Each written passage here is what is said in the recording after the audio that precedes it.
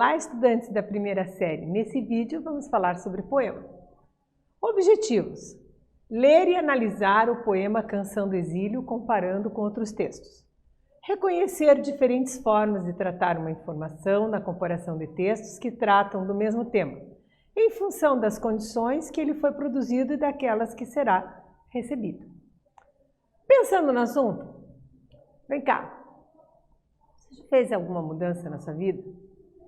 Já mudou de cidade, já mudou de escola, já mudou de bairro, talvez até de estado ou de país?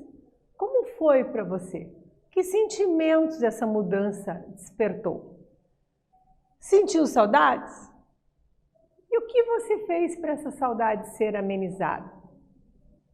Aqui, a saudade da terra natal foi o que motivou o poeta Gonçalves Dias. Você conhece a história dele?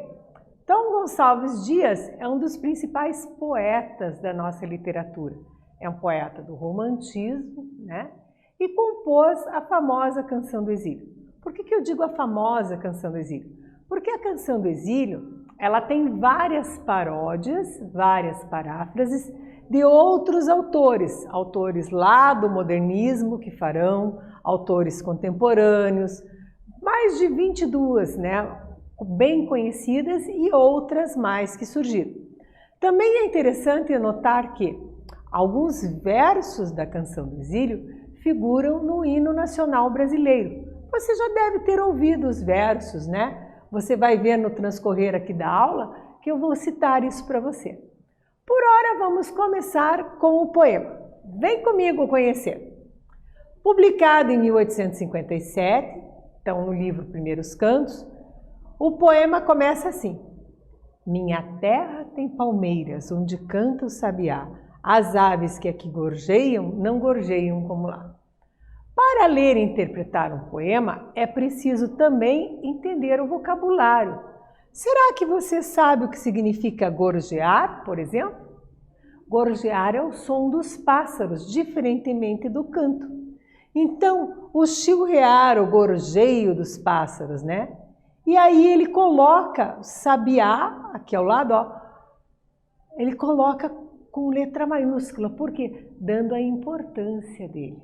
Né? Então ele faz uma licença poética, transformando um substantivo comum num substantivo próprio. A partir disso, eu já te proponho a primeira atividade. Vamos lá, aquecendo motores? Atividade 1. Retome o título do poema. Qual é o título? Canção do Exílio. O que significa a palavra exílio na poesia Canção do Exílio? Seria mesmo, então, uma canção? O que é que você acha? Faz aí, que eu te aguardo aqui.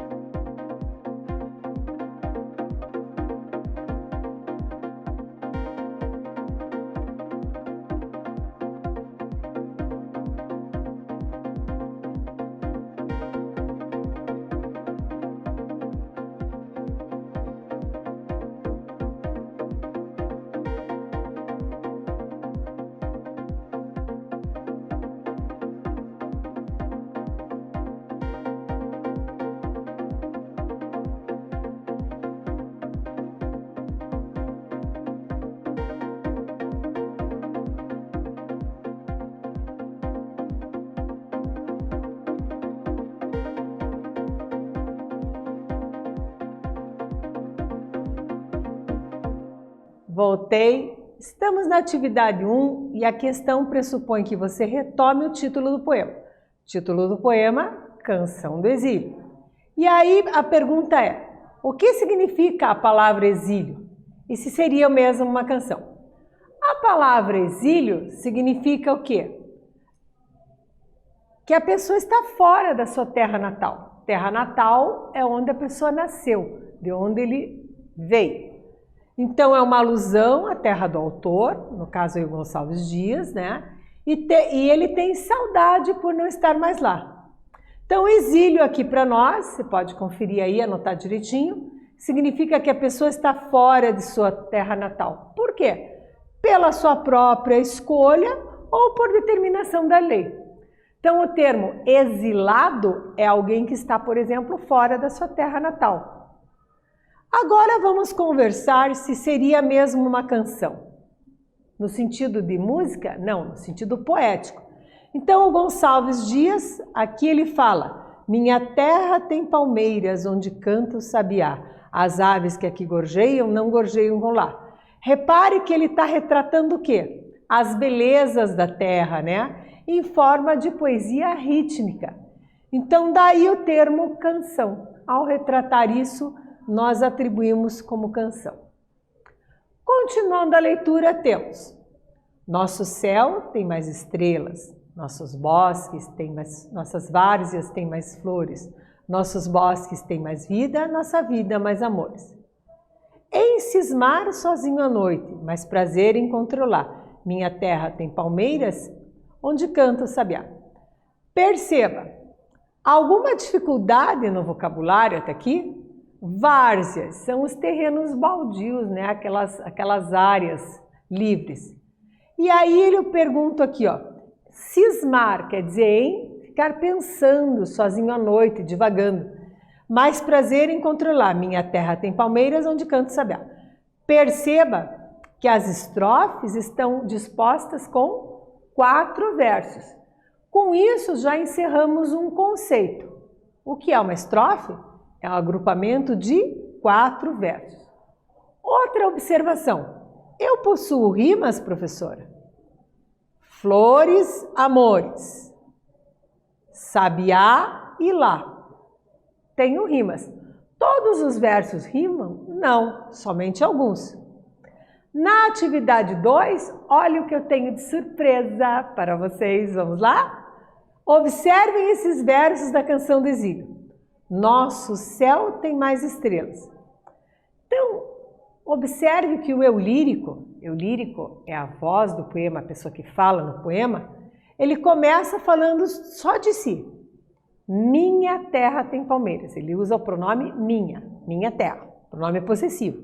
E depois ele muda esse pronome possessivo para o plural. Nosso céu tem mais estrelas. Então eu te pergunto, qual é o efeito de sentido produzido por essa alteração de perspectiva? Qual é a perspectiva?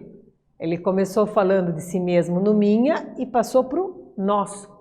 Pensa aí, convida um colega, conversa, faz que eu já volto.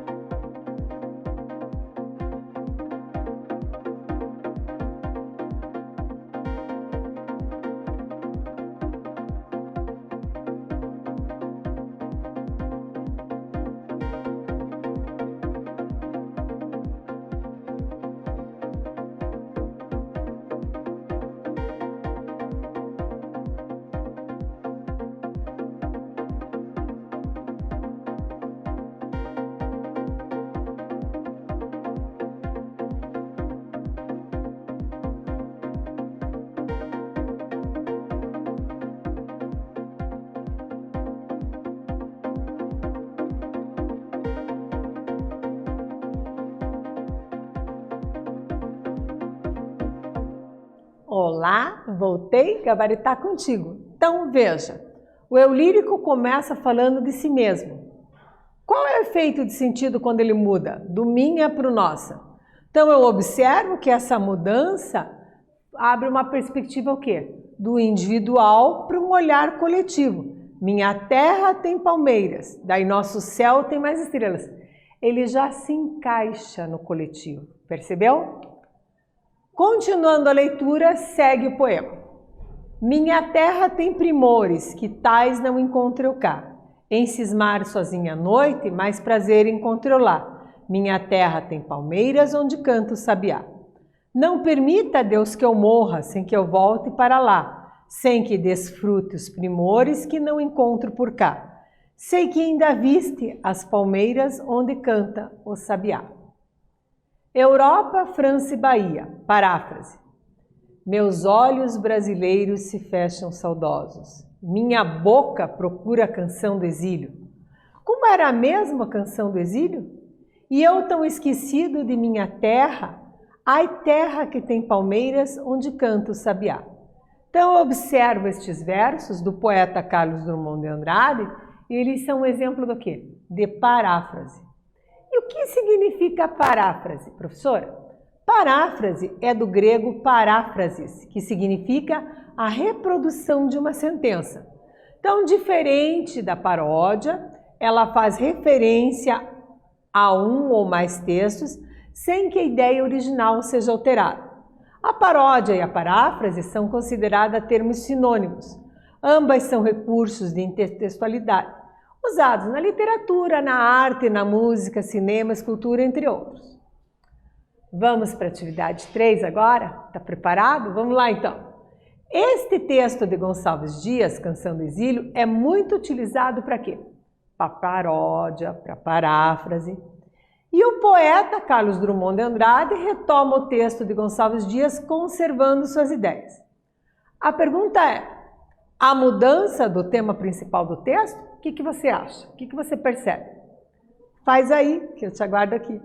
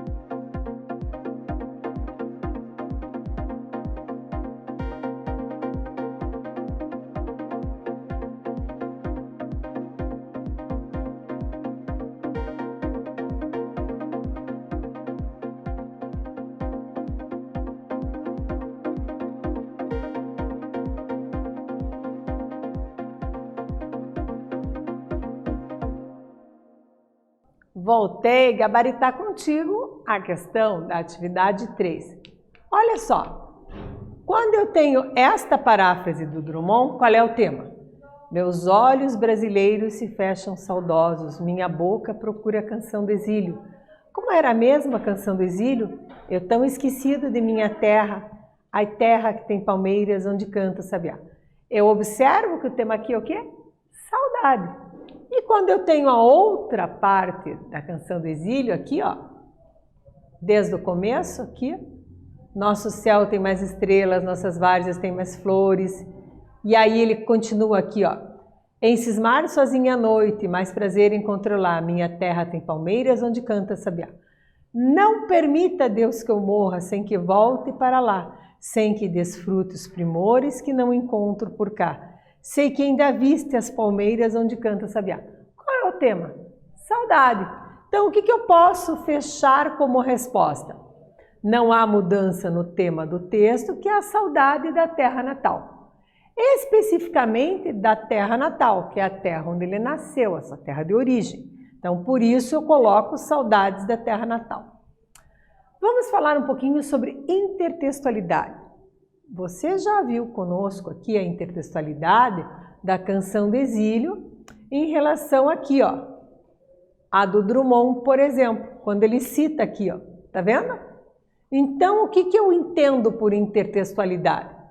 Muitos autores que parodiam e parafraseiam a canção do exílio têm destaque as versões de alguns, como por exemplo, do Murilo Mendes. Então ele escreveu lá: minha terra tem macieiras da Califórnia, onde cantam gaturanos de Veneza. Começa assim o dele. Aí eu tenho do Oswald de Andrade, aquela do Drummond, tenho várias outras de poetas contemporâneos. E a paródia, o que é então? É um tipo de intertextualidade. Geralmente, ela é de caráter crítico, humorístico e irônico, com o intuito de recriar um novo texto com base num célebre já existente. Existe também a epígrafe. E você sabia que a canção do exílio tem uma epígrafe? Sim, te apresento Goethe, e ele fez a epígrafe, que foi traduzida, né? Tá aqui, ó. Conheces o país onde florescem as laranjeiras? Ardem na escultura frondes, os frutos de ouro. Conhecê-lo para lá quiser eu ir. Então essa tradução foi feita por Manuel Bandeira. A epígrafe, ela vem sempre antes do poema, na posição superior, e é um dos exemplos de intertextualidade. Ocorre quando? Quando o autor, para introduzir o seu texto, recorre a um trecho de algum outro já existente, como no caso aqui. Então, epígrafe, paráfrase e paródia são exemplos de intertextualidade, ou seja, um texto dentro de outro texto. Combinado? Muito bem. Agora será a sua vez, claro. Nós vamos trabalhar com a produção de uma paródia ou uma paráfrase da canção do exílio.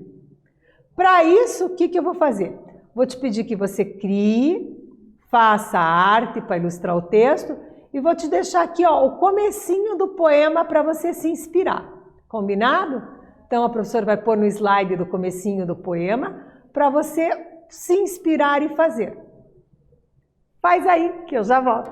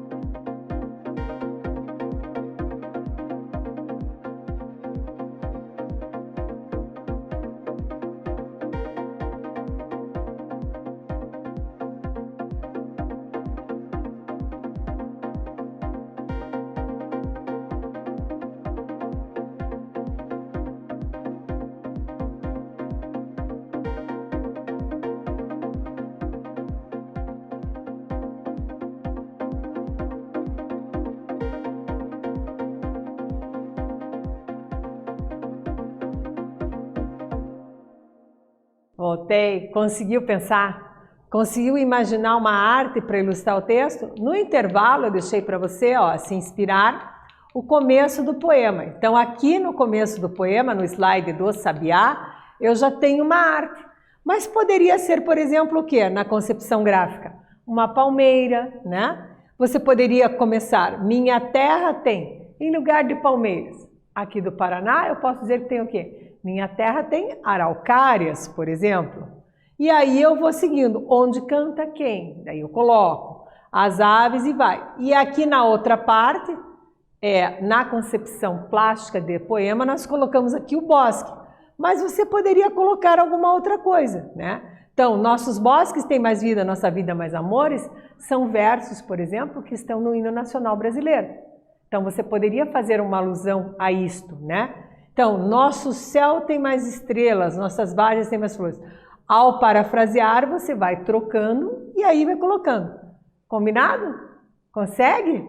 Ótimo! Com isso, nesse exercício, nós conseguimos, então, fazer a concepção plástica do poema, criando a arte que você bem queira, e também produzir a paródia ou a paráfrase. O que aprendemos?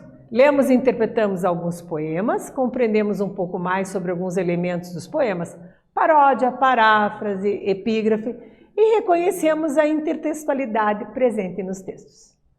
Neste vídeo falamos sobre o poema, espero que vocês tenham gostado. Até breve!